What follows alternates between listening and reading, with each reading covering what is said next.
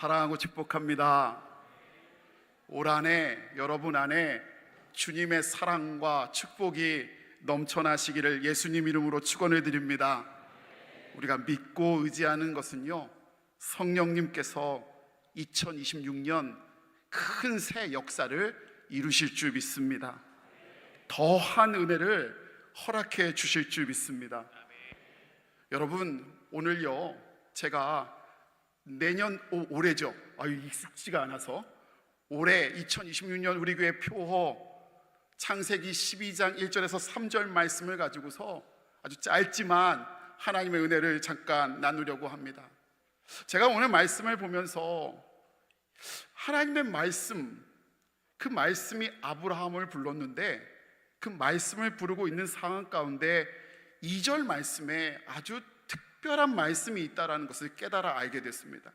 여러분, 2절 말씀을 보면요, 아브라함에게 하나님께서 부르셔서 이렇게 축복해 주십니다. 내가 너로 큰 민족을 이루고 내게 복을 주어 내 이름을 창대하게 하리니. 하나님께서 복을 주신 거잖아요. 그런데요, 제가 느끼기에는 어떤 마음이 드냐, 여기까지는 세상이 말하는 복과 다르지가 않아요. 세상이 허락하는 복, 세상 여기면 충분하더라고요. 그런데 하나님 주시는 복은요, 여기서 끝나지 않고 그 뒤에 뭐로 이어지죠? 12절 후반부에 너는 복이 될지라로 끝나고 있어요. 사랑하는 성도 여러분, 여러분이 복이 될 줄 믿습니다. 하나님은요, 우리에게 소중한 것을 주시고 맡기시는 분 맞는데요, 주시는 것으로 멈추시는 분이 아니라 우리가 복이 되어 하나님의 의를 이루고 하나님의 선을 이루고 하나님의 뜻을 이루시기 원하시는 하나님이신 줄 믿습니다. 그림 하나를 보여드리려고 해요. 여러분, 이 그림 뭔지 대충 아시지요? 그림은 사무엘상 17장에 나오는 소년 다윗과 블레셋 장수 골리앗의 싸움입니다. 어린아이 소년 다윗하고 3m나 된 큰 장수 골리앗이 싸움이었어요. 그런데요, 대부분 주일학교에서 공부할 때도 우리는 저 그림처럼 다윗과 골리앗 그 두 사람만 바라봅니다. 그래서 성경은 어떻게 끝난다라고 생각하냐면, 주일학교에서 어디까지 가르쳤냐면 다윗이 골리앗을 이긴 것으로 늘 끝났습니다. 그래서요, 사무엘상 17장 50절에 이렇게 기록되어 있거든요. 다윗이 이같이 물매와 돌로 블레셋 사람을 이기고 그를 쳐 죽였으나 자기 손에 칼이 없었더라. 아멘 하고서 주일학교는 밥 먹으러 가래요. 그리고서 거기서 다 끝나요. 그런데요, 여러분 담임 목사가 조금 독특하잖아요. 초등학교 때 주일학교 다니면서요, 여러분 그 뒤에 끝나지 않고 이야기가 계속되는 거 아세요? 오늘 자세히 설명을 안 드리지만요, 오늘 가셔서 사무엘상 17장 그 뒤를 보세요. 이야기가 끝나지 않고 계속되고 있다는 걸 알아요. 목사님, 뭐가 더 있나요? 여러분, 그 다음 장면 혹 기억하시는 분 계세요? 관심 있으신 분이라도 있었나요? 근데 참 신기한 건 사무엘상 17장은요 50절에 다윗이 골리앗을 이긴 것으로 끝나지 않고요, 그 다음 51절 이하에 이런 이야기가 등장합니다. 불과 몇 시간 전까지만 해도 우리는 안 돼, 우리는 부족해, 우리는 다 죽게 생겼어, 우리는 다 어렵고 힘들어 불가능해, 이렇게 벌벌 떨고 있었던 이스라엘 백성들이요, 시대 가운데 절망하고 낙심하고 포기했던 이스라엘이요, 그들이 갑자기 다윗의 승리를 신호탄으로 찌질이 쪼다 오합지졸이 아니라 갑자기 전사처럼 사자처럼 와 하고 일제히 일어나 블레셋 진영으로 쳐들어가 각자의 칼을 들고 블레셋 군사의 목을 따기 베기 시작하는 이야기가 그대로 그려져 있습니다. 아세요? 왜 아까 전에 다윗 이긴 것으로 끝나지 않고 이야기가 계속될 것 같아요? 우리는요 다윗이 골리앗 이긴 것만 관심 가져요. 근데 아까 전에 그림 다시 한번 보여주시겠어요? 의기소침해 있었던 이스라엘 백성들이요, 그 다음이요, 저렇게 와 일어나가지고요, 그들이 블레셋 군사를 죽일 수 있는, 스스로 일어날 수 있는 용맹물상한 군인들이 돼버려요.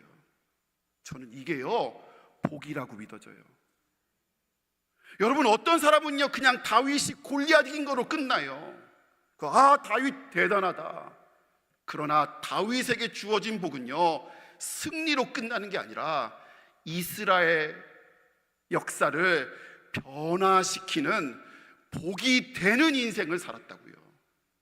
복 받은 인생으로 끝난 게 아니고요, 그 다윗의 승리는 그 조그마한 소년 다윗의 심장에 머물러 있지 못하고 그 영광의 한이는 그 시대 가운데, 절망의 시대 가운데, 낙심의 시대 가운데 포기하고 있었던 이스라엘에게 놀랍게도 확산되고 전염되고 번져가 시대가 바뀌는 복을 이뤄요. 누구로부터요? 다윗으로부터요. 세상 사람들은요 받은 복에만 관심합니다. 그런데 놀라운 건 우리 하나님은요 우리가 받은 복을 어떻게 흘려보내는가 관심이 있으시고요, 그 복을 통해 우리가 세상을 어떻게 바꾸시는지 관심하시는 분이십니다. 하나님은요, 제가 그래서 말을 전했어요. 여러분, 우리가 복의 최종 소비자가 되기를 원하시는 분이 아니라 복을 받고 유통하는 복의 유통자 되시기를 원하는 게 하나님이세요. 좀 싸구려인가요, 말이? 그런데 와닿잖아요. 그래서 복을 허락해 주시는 동시에, 그래서 오늘 본문 말씀처럼 복이 되라, 복이 되는 사람이 되라 말씀하고 계시는 겁니다. 복 주시는 것으로 끝나는 것이 아니라 복 되라고 알려주시는 거예요. 우리 옆에 분, 우리 가족들도 계시고 옆에 교우들 계신데요, 이렇게 인사했으면 좋겠습니다. 하나님의 복이 되시기를 원합니다. 이렇게 인사하기를 원합니다.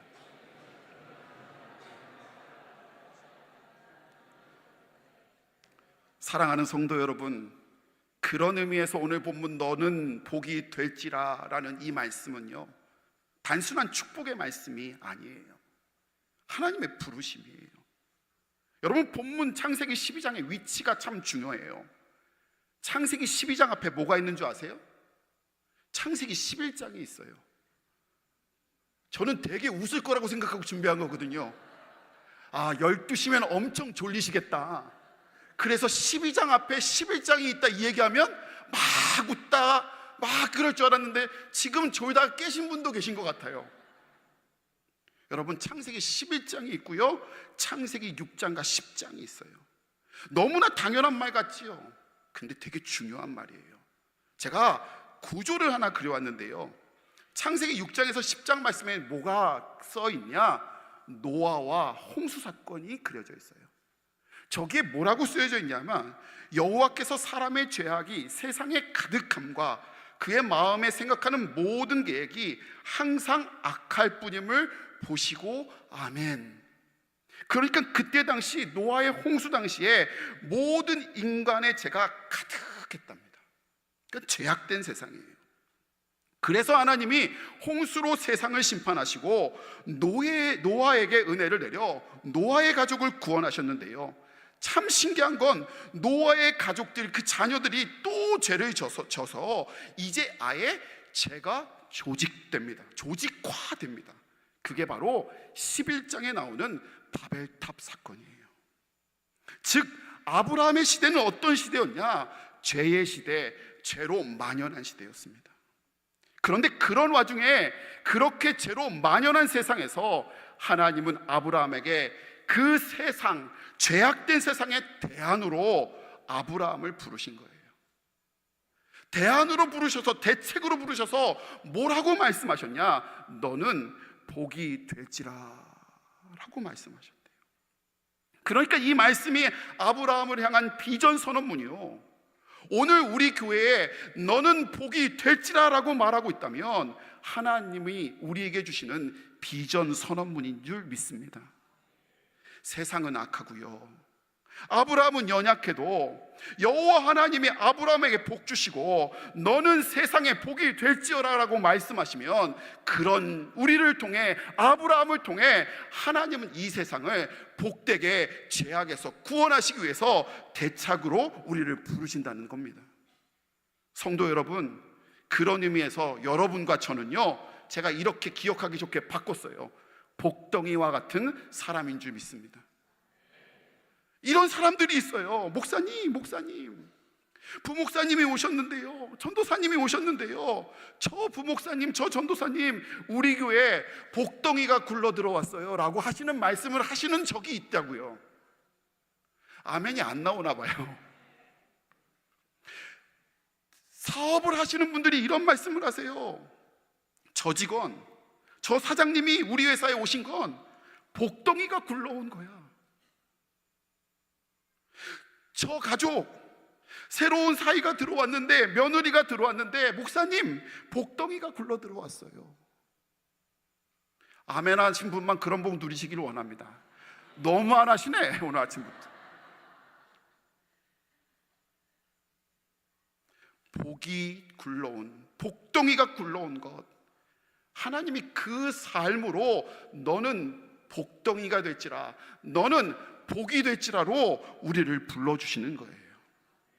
하나님이 세우시고 복 주시는, 그래서 가정과 일터와 교회를 또 가는 곳마다 예수님의 복되게 하는 복덩이, 그래서 복이 될지어다, 이런 복덩이가 될지어다 하는 게요, 하나님이 우리를 향하신 뜻이라고요. 여러분, 아브라함은 제약된 세상에 복이 무엇인지 보여주는, 믿음이 무엇인지 보여주는 하나님의 대책, 하나님의 복덩이였습니다. 성경에 그런 사람들로 가득해요. 요셉은 세상의 기근에서 구원해내시려는 하나님의 대책, 하나님의 복덩이였습니다. 모세는요, 출애굽을 위해 부르신 하나님의 대책, 하나님의 복덩이였어요. 사도 바울은 타락한 로마 제국에 대항해 하나님 나라를 그 땅에 세우고자 하시는 하나님의 대책, 하나님의 복덩이였습니다. 여러분 가정이 지금 힘듭니까? 그러면 여러분이 복이 될 줄 믿습니다. 여러분 회사가 지금 힘듭니까? 여러분이 기도하는 그 사람이 복덩이가 될 줄 믿습니다. 오늘 우리 교회가 연약한 부분이 보이시나요? 그러면 여러분의 기도가 복덩이, 여러분이 복덩이, 여기 있는 담임 목사가, 부목사님들이, 전도사님들이, 장로님과 권사님들, 집사님들이 복덩이가 되게 하실 줄 믿습니다. 그게 너는 복이 될지어다, be the blessing, 이 얘기예요. 다른 얘기가 아니고요.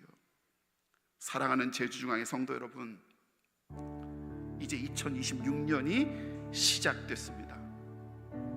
저와 여러분을 향하신 주님의 말씀, 너는 복이 될지라, You will be a blessing.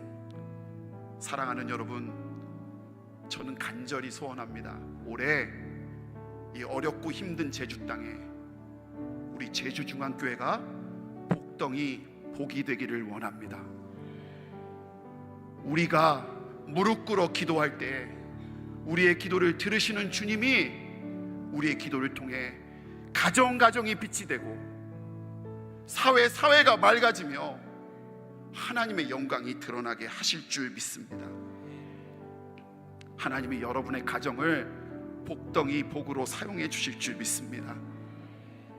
복을 받고 복이 되는, 그렇게 세상을 복되게 하는 저와 여러분, 하나님의 대책, 이 땅에 하나님의 소망, 희망이 되시기를 간절히 소원합니다.